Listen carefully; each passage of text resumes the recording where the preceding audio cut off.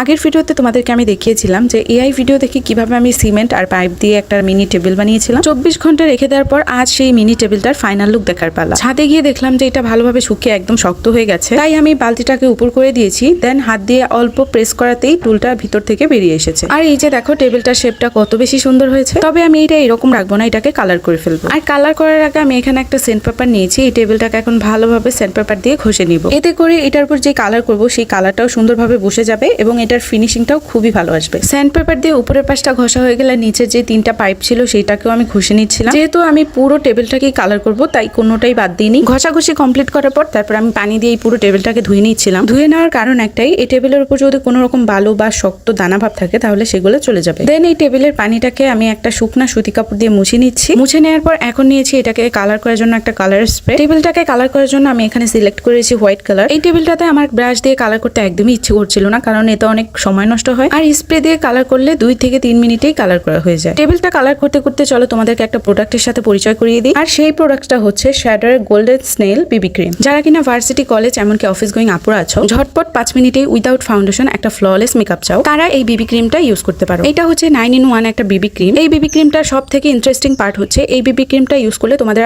Extra sunscreen use করতে হবে না। আর তোমরা দেখতেই পাচ্ছ যে এটা লেখাই আছে যে এটা SPF 50+++। তো এই বিবি ক্রিমটা কিন্তু তোমাদেরকে সান প্রোটেকশনও দিচ্ছে। আর এটা তোমরা স্টুডেন্ট বাজেটে পেয়ে যাচ্ছ অজিবা ভিডি পেজে। তাই জলদি এটা অর্ডার করে ফেলো। পেজের নামটা আমি ক্যাপশনে মেনশন করে দিয়েছি। এবার চলো কাজে ফিরে আসি। টেবিলটাকে কালার করার পর আমি 30 থেকে 40 মিনিটের জন্য রেখে দিয়েছিলাম ড্রাই হতে। তারপর হাত দিয়ে টেস্ট করে দেখলাম যে এটা একদমই ড্রাই হয়ে গেছে। হাতে কালারটা একদমই লেগে যাচ্ছে না। আর এই যে দেখো আমাদের মিনি টেবিলটা কিন্তু একদমই রেডি। এই টেবিলটাকে একটা রুমের যে কোনো কর্নারে সাজিয়ে রাখলে অনেক বেশি সুন্দর লাগবে। তার সাথে টেবিলের উপর একটা ফ্লাওয়ার ভাসও রেখে দিতে পারো, অথবা চা কফি খাওয়ার জন্য এই টেবিলটা ইউজ করতে পারো। তো তোমাদের কাছে এই টেবিলটা কেমন লেগেছে অবশ্যই কমেন্টে জানিও। আর আমার পেজটা ফলো করে আমার পাশেই থেকো। আল্লাহ হাফেজ।